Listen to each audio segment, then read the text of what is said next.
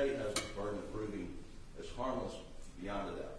A wholesale exploration of every piece of conduct by the clerk alleged to. Judge Gergel just sentenced Alec to 40 years in prison on the financial crimes. He stated his reasons in open court, which is really hard to disagree with.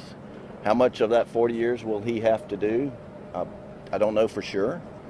If he'll do any in federal court, it all depends on what happens to the murder convictions, obviously.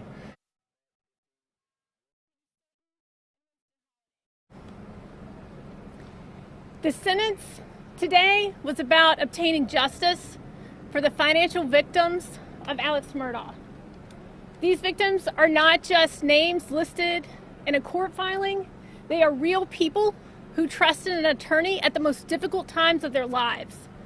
When they had lost loved ones, when they were severely injured, and they were betrayed in those vulnerable moments.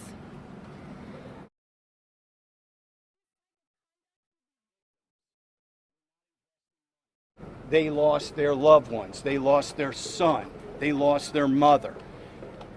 And Alex Murdaugh took advantage of that. And in the pantheon of career criminals, he's going to be on the Mount Rushmore of what he did. He's a convicted murderer. He is now convicted of bank fraud, of money laundering, and now tax evasion. He is hit for the cycle. The fear that I had was he is like a cornered rat, and when you put a rat in a trap, they'll gnaw their leg off, they'll figure out a scheme on how to get out, and that's what worried us. That's what worried Justin and me and Mark Tinsley, that somehow Alex would sit in his cell in South Carolina Penitentiary and figure out a way to get out. Well, today he was wrapped tight in belt and suspenders and saran wrap. He will not get a breath of fresh air. Hopefully he serves out the double murder convictions, but the backstop was always these financial crimes.